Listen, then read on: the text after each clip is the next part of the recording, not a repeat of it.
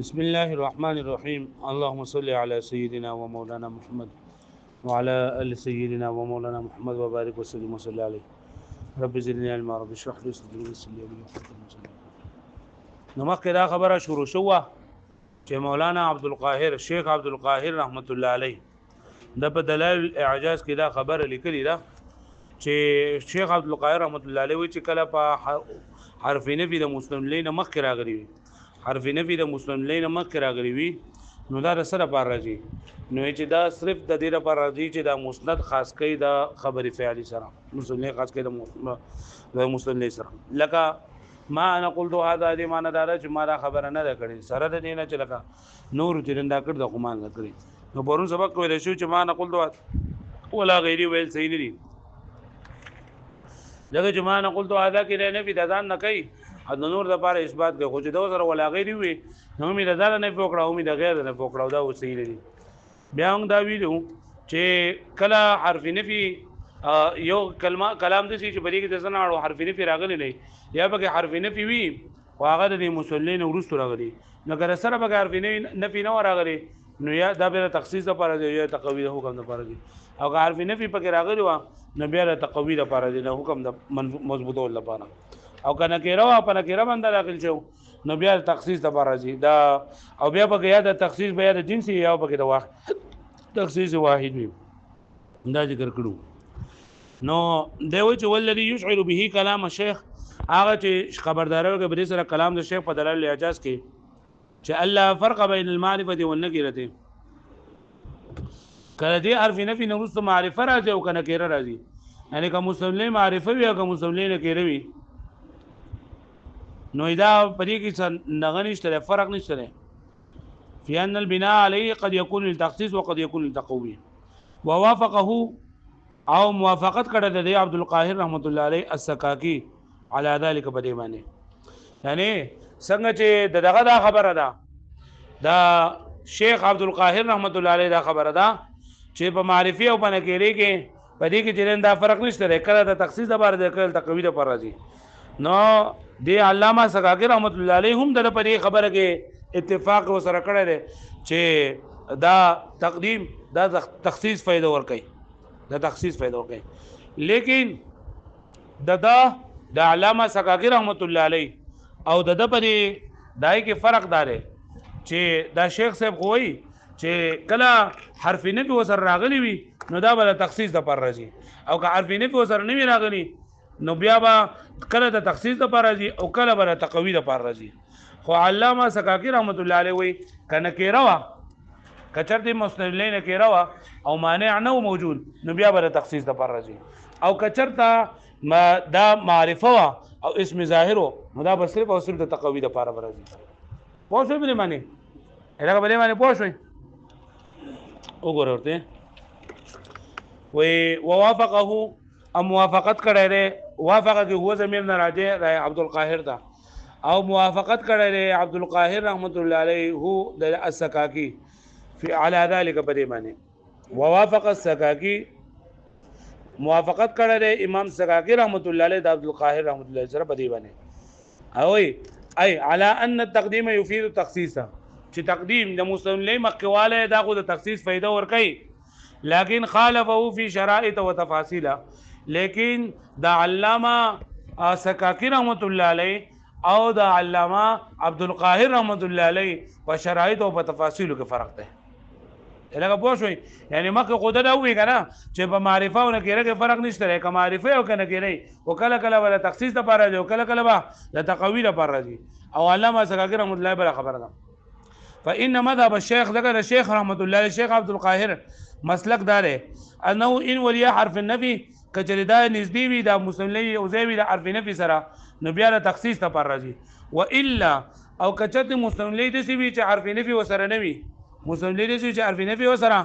نه وي نو فقد يكون للتخصيص وقد يكون للتقوي مضمرا كان او مظهرا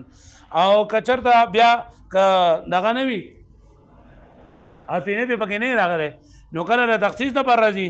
او کله تقوی ته پر راځي برابر خبره ده کله مسلمي اسم ظاهر وي او که مسلمي اسم ضمیر وي معرفا كان او منكرا کدا مستملی معرفه او کنه کیروي مسندا كان الفعل او منفيا کدا مستملی دا مسند فعل دا مثبت او که منفي وي الهغه پوښتنه به معنی ها نو دی وی کنه د خلاصه دا شو چې علامه شیخ عبدالقاهر رحمت الله علیه وی کچې د مستملی دي چې عرفینه په سر راغلی و نو بیا به صرف د تخصیص لپاره راځي او که عرفینه په سر نه راغلی نو بیا کله به د تخصیص لپاره راځي او کله به د تقوی لپاره راځي پوه شئ او ومذهب السکاکی او مذهب د امام سکاکی رحمت الله علیه دار انه ان كان نکره فهو للتخصيص ان لم يمنع منه مانع کچرته دا مستملی نکره وا مستملی سوا نکره وا نو بیا به تخصیص لپاره راځي او کچرته مانع نه کچرته مانع وو نو بیا به د تخصیص لپاره راځي دا به تفصیل کوي وان كان معرفه او کچرته مستملی معرفه وا نو فان كان مظهرا فليس الا للتقوي نو بیا اسم ظاهر نو دا به تقوی لپاره راځي وان كان مضمرا او کچرته مضمیر وو نو فقط يكون للتقوي وقد يكون للتخصيص نو بیا به کله تقوی لپاره دی کله به تخصیص لپاره دی من غیر تفریقه بین ما یلی حرف النفي وغيره بغیر د دې چې حرف نفي سره راغلی او کني راغلی اوس ما ته وګوره یو مذهب شو د علامه سکاکی رحمت الله علیه یو د علامه عبدالقاهر علامه عبدالقاهر رحمت الله علیه دی حرف نفي ته چې دین دا شد ورګي دی له زور ورګي دی وی که حرف نفي وسره وا نو د تخصیص لپاره راځي که حرف نفي وسره نه وا نو بیا به کله د تخصیص لپاره دی او کله به تقوی لپاره دی که معرفه یو کنه کیږي که فعل مثبت یو که منفي یو که نکره یو که معرفه یو کار شي پوه شئ علامه سکاکی رحمت الله علیه هغه حرف نفي ته نه ګوري بلکې هغه دې ته ګوري چې دا معرفه کا د مستملی کنه کیره وا نو بیا صرف د تخصیص لپاره دی که مانع نه موجود او که دا مستملی معرفه وا نو بیا به مونږ ګورو چې دا اسم ظاهر دی او که اسم ضمیر دی که اسم ظاهر نو دا به صرف د تقوی لپاره راځي او که ضمیر وو نو بیا به کله د تقوی لپاره او کله به تخصیص لپاره راځي دا فرق پکې نشته که حرف نفي سره راځي او کنه راځي نو دا پکې د مستملی له شد ور کړه او هغه پکې حرف نفي له شد ور کړه الهغه پوښتنه به معنی ها علامه سکاکی رحمت الله علیه چې موږ وګورو چې دا مستملی څه شی دی نه کېره که معرفه ده کنه کېرو جو بیا خو تخصیص لپاره خبره ختم که معرفه نو بیا به خالد و حالنا یا به اسم ظاهر یا به اسم ضمیر وي که معرفه او اسم ظاهر نو بیا به تقوی لپاره دي او که ضمیر وو نو بیا به کله تقوی لپاره او کله به د تخصیص لپاره برابر خبره کار ویني به سره وکنه لکه پوښتنه به دې خلاصه باندې پوښوي اوس به دې خبرې مثالونه به ذکر کړي چې نمبر 1 په دې خبرې مثال ذکر کړي چې مستملی نه کېروي مستملی صحیح نه کېروي او ته تخصیص ته پکې معنی نه وي کله کله به دې وي چې معنی به پکې موجود ان ته تخصیص لپاره باندې راځي یا به دویم مثال ورکړي علامه سکاکی رحمت الله علیه مسلک باندې چې مستملی معرفه وي او اسم ضمیر وي بیا به دریم مثال ورکړي چې مستملی معرفه وي او اسم ظاهر وي هغه پوښتنه معنی اوس ګوره ورته والى هذا اشار او دې ته اشاره کړې د مصنف رحمت الله علیه په قولی پر خپل قول سره چې الا انه قال علامه سکاکی رحمت الله فرمای التقديم يفيد التخصيص چې تقدیم دا فائدہ د تخصیص ورکړي خو به شرطین دو شرطونه دی ولا سو شرطونه دی ولا دوا نمبر 1 انجاز تقدير كونه چې وی دا په تقدیر یې معنی چې کون المسلم فی الاصل مؤخرا چې دا په اصل کې دا مسلم چې دا مؤخر وي على انه فاعل معنى فقط چې دا فاعل معنى فقط نه لفظا لك انا قمت وقدر او ذم دار چې دا به مقدر وي او کله ځوانه شرطونه بګینو نو بیا به تقوی د حکم پیدا ورکړه ما ته وګورئ تاسو وای کنه چې علامه سکاکی رحمت الله علیه وای چې تخصیص با دا تقدیم با فائدہ ورکړي خو چې کله په دې کې دوه شرطونه یو شرط پکې دی چې دا مسند الیه په اصل کې رست وي اندا فاعل وي معنن لفظا نه معنن فاعل وي لفظا فاعل وي معنن او دویم دا چې لکه دا فاعل بدل د کې مقدر وي لکه وګوره ما وی انا قمت نو په دې کې دام جایز دي چې زما قمت انا سوې ما او بیا د ترکیب کومه نزویم چې قمت دا قام فعل له بریږي تو ضمیر مؤکد ده او انا ضمیر ته دا تاکید ده مؤکد سره د خپل تاکید نه دا فاعل شو د قمت لپاره نو ځل لګي دا انا فاعل ده قمت انا کې فقمت انا کې دا انا چې دا فاعل ده خدا فاعل لفظا دی دا مانن دی خو لفظا نه دی ځکه لفظا فاعل چې نه خو تو حسابي کنه پوه شئ به معنی او دویم دا چې دا فاعل پکې دا پکې مقدر وي مقدر پټ وي پکې هغه پوه شئ چې موږ وایو چې په اصل کې دا فاعل مؤخر قمت انا دا په اصل کې دي قمت انا سو په اصل کې قمت انا خو دا انا چې دا مقدم کړی دی پر قمت باندې او انا قمت نو دلته کې دي انا قمت چې دا تخصیص فائدہ ورکړي دا پوه شئ او دلته کې بګا ځوان شرطونه پکې موجود دي چې د انا فاعل معنی فاعل معنی جوړولم صحیح دي او بل چې په اصل کې دا ورستو ده او بیا څه ده نه مخکې شه ده وګوره ورته الا انه قال التقديم يفيد التخصيص اختصاصا چې تقدیم فائدہ دا اختصاص ور کوي یعنی مستدلی چې مخکې شوی نه دا تخصیص فائدہ ور کوي چې کله دوه شرطونه وي کله څو شرطونه وي دوه نمبر 1 دا انجاز تقدیر کونه چې جایز وي دا په مقدر کېدل د دې باندې چې دا مستدلی په اصل کې مؤخر ده على انه فاعل معنى فقط چې دا صرف فاعل معنی جوړیږي لا لفظا نو لفظا دا معنی ده د فاعل لفظا دا معنی چې لفظي او معنوي دواړه فاعل وي لکه قمتو فقمتو کې دا تو ضمیر تي ده نو دا هم فاعل لفظا ده او معنی ده او بقمتو انا کې دا انا چې ده دا لفظا خو فاعل نه ده او معنی فاعل ده معنی کا مطلب دا ده چې د تو او د انا نه یو شی مراد ده کنه خو په لفظونو کې خدا انا فاعل نه جوړیږي په ترکیب خو انا به تاکید جوړیږي او تو بوله سره جوړیږي مؤکد او بیا موږ چې مؤکد سره خپل تاکید نه فاعل شو پوه شئ مؤخرا على انه فاعل معنى فقط لا لفظا انه انا قمت فانه يجوز ذلك انا قمت کې جائز دي ان يقدر جديد تقدير لك ان اصله قمت انا دا باصل کې سو قمت انا فيكون انا فاعلا معنى تاكيدا نو دا انا چې دا فاعل له معنى تاكيدا لفظا الګه پوه شو به معنی وقدر و فاعلا معنى تاكيدا لفظا يعني دا معنی په اعتبار سره فاعل له او د لفظ په اعتبار سره سره تاکید دی د لفظ په اعتبار سره وقدر هذا فهم شرطه عطف على جاز يعني ان افاده التخصيص مشروط بشرطين چې فائدہ تخصیص بدل ورکړي چې کله مشروط وي په دوه شرطونو سره احدهما جواز التقدير یو خو منغو وی دا مقدر کول به کې جایز وي والاخر فهم دا ايو تبر ذلك چې اعتبار کړل شي وي د دې ايو اقدر انه كان في الاصل مؤخرا چې دا مسلم په اصل کې مؤخر وو خدای بیا د تخصیص لپاره مخ کړل دی الهغه پوه شو به معنی والا اگر دا دوه شرطونه پکې نه وو دوه شرطونه څه مطلب چې یا خو د لغه چې ده دا مستملی دا ورستو کول نه شي ته چې ورستو کې نه دا فاعل لفظا معنی نه جوړیږي فاعل معنی او لفظا چې دا تاکید نه جوړیږي یا بګی دا او یا دا کدا د دې هغه تقدیر چې دا منل شي نه د دې اعتبار نه کړل شي چې دا په ازل کې ورستو بیا مکه شو نو بیا چې دا صرف د تقوی د حکم پیدا ور کوي الهغه پوه شو به معنی والا وان لم يوجد الشرطان كجرت وشرطونه بګی نو فلا يفيد التقديم نو فائدہ تقدیم نه ور کوي الا تقوي الحكم مگر د حکم مضبوطولو اوس به د تخصیص فائدہ نه ور کوي بلکې صرف د تقویت الحكم فائدہ ور کوي سواء جاز تقدير التاخير برابر خبره ده که جائز وي تقدیم د تاخير کما في مره في انا قمت ولم يقدر او نه مقدر کړل شي او لم يجوز بتقدير التاخير اصلا یا رسل ناړو دا مؤخر کول جائز نه وي لکه د زید قامه زید قام دی وی کنه نو اوس پدې کې کته دا سی وې چې دا زید قام په اصل کې قام زیدونو نو دا خبره صحیح نه ده ولې ځکه زید قام چې نه کنه زید دا جمله اسمیه ده او بقام زیدون کې به دینه براسه جوړ شي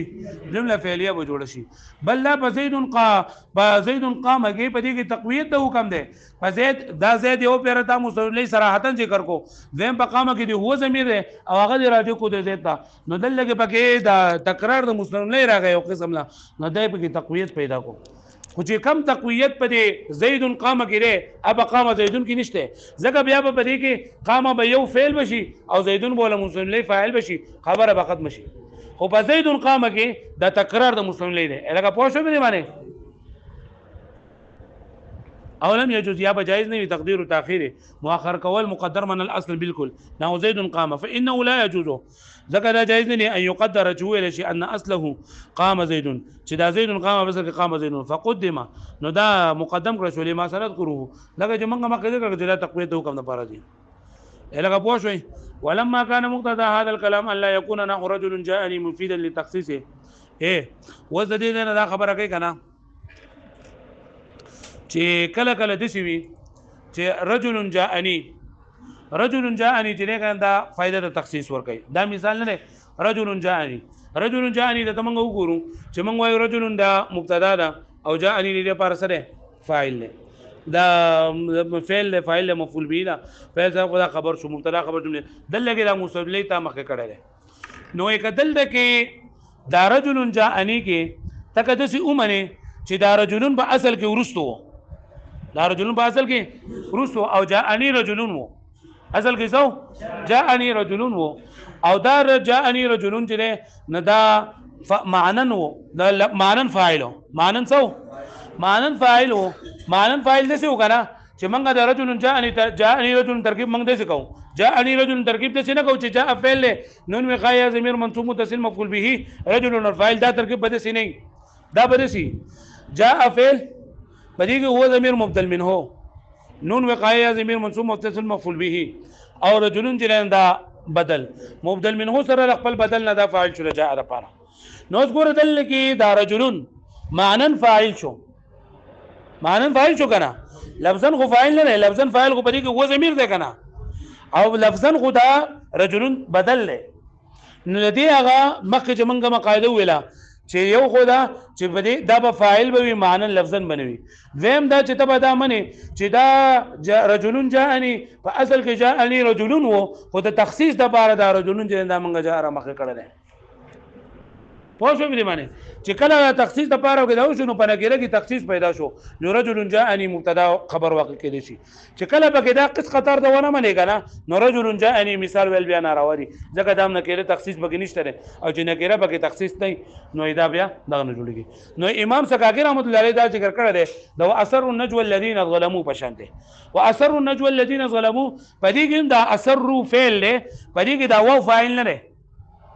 فاثروا کې واو فاعل نه ده بلکې وایي چې فاثروا کې دا واو چې دا مبدل منه ده او الذين ظلموا اسم موصول سره خپل سلینه دا بدل لې او موصول سره خپل سلینه دا بدل شو مبدل منه بدل دا چې نه دا د اثر لپاره فاعل شو لکه تاسو پوه شو په دې باندې نو په دې باندې بدا کنه چې لکه ته اول ورستو منی او به مخک منی او فاعل معنن وګرځي په دې سره په دې کې تخصیص پیدا شي سبب پیدا شي ولما كان مقتضى هذا الكلام وكل مقتضى دې کلام دا والا يكون نحو رجل جاءني چې نه دا رجل جاءني مفيدا لتخصيص نه لانه اذا اخر زګه کدا ته مؤخر کې جاءني رجل هو نو فهو فاعل لفظا نو دا فاعل لفظا وګرځي لا مانن نو استثناء السکاکی مستثنا کړی دی لره سکاکی واخرجه او استل دی رجل جاءني لرا من هذا الحكم د دې قاعدینا وای بان جعله في الاصل چې وګرځول شي دا په اصل کې مؤخر على انه فاعل معنى چې دا رجل بجاءني رجل کې دا رجل چې دا فاعل لفظا نو بلکې سو معنى زکات لفظا دا څه جوړیږي سو تاکید ما تاکید قلنا ویلې بدلو سب جوړیږي بدل بان يكون بدلا نه بان يكون بدلا چې شی بدا سو بدل من الضمير الذي دا هغه ضميرنا هو فاعل لفظا چې فاعل له سو لفظا چې هغه سره بجا کې هو ضمیر دی وهذا معنى قولي الګه پوښو به باندې او دا معنی د امام سکاکی دی قول وای چې واستثناء سکاکی المنکره چې مستثنا کړه د امام سکاکی نکری لره لکه هغه ولوي کنه چې کچرته مستثنی نکری نو تخصیص فائدہ ورکه کنه کچرته معنی پکې موجودو نه بجالی هدايه کردول لري من باب واثر النجو الذين ظلموا على القول پر قول باندې بالابدال من الضمير چې دا بدل وګرځول شي د ضمیرنا الذين ظلموا بدل وګرځول شي د کم ضمیرنا فاثرو کې دا و ضمیرنا یعنی قدر یعنی قد دا مقدر وګرځول شي ان اصل رجل جاءني چې دا رجل جاءني باصل کې سو جاءني رجل على ان رجلا ليس فاعلا ليس بفاعل چې بجاءني رجل كذا رجل فاعل نه بل هو بدل من الضمير بلکې دا بدل دی د هغه ضمیر نه کوم چې بجاءني کې نشوي پوها كما ذكر في قوله تعالى لقد ذكر کړل شوی دی الله په دې قول کې واسرون الذين ظلموا ان الواو فاعل واو چې دا په دې کې فاعل دی ها یعنی مبدل منه دی فاعل سره مبدل منه دی والذين ظلموا سره خپل موصول سره خپل سلینا دا څه شری بدل دی وانما جعله من هذا الباب او اذا ولي لګو اذا چل ول دي کړه جاءني رجل کی جاء فعل رجل جاءني تا د څه ولي په دې کې تخصیص پیدا کې نو تخصیص په کې ځکه پیدا کومه چې دلته بیا عربيان رجل جاءني استعمال کړه نو کذا په کې دا ونه ما چیرې دا په اصل کې ورستو بیا مخ شوی نو تخصیص په کې نه پیدا کیږي او تقدس وقاعده بالله تقدیم د ما حقه التاخير حصر او اختصاص پیدا کوي نو چې حصر او اختصاص پکې پیدا شي نو نکره به مخصصه شي چې نکره مخصصه شو نو دا بیا مبتدا واقع کیږي او کدا نکره مخصصه نه وي نو بیا پکې نکره به مبتدا او لئلا ينتفي تخصيص دا لپاره چې منتفي نشي تخصیص الا سبب له زګه چې نشته د سبب د تخصیص لپاره سوا د دې سوا کم سوا هو کې هو د سره سوا تقدير كونه مؤخرا چې په ازل کې دا مؤخر على انه فاعل معنى ولولا انه مخصص کته مخصص نه لما سه وقوع مبتدا نو بیا باندې مبتدا واقع کېدل صحیح نو بخلاف المعرف فخلاف د معرف دا یعنی کا دغه د رجل جاءني په ځای باندې زید جاءني راغلی نو بیا به کې قص خطر ته ضرورت نه چې دا زید بازل کې ورسو بیا مکه شو ځکه چې لګي د تخصیص ضرورت نشته په خپل باندې معرفه ده او مبتدا واقع کېږي چې څه پکې فانه يجوز وقوع مبتدا دا جائز دی واقع کېدل بغیر اعتبار تخصیص فلازم ارتكاب هذا الوجه البعيد في المنكر دون المعرف نو دا دومره وجه بعید ارتكاب لازمي بنګره کې نه په معرفه کې یو اعتراض پیدا جو وې مکه بس کوم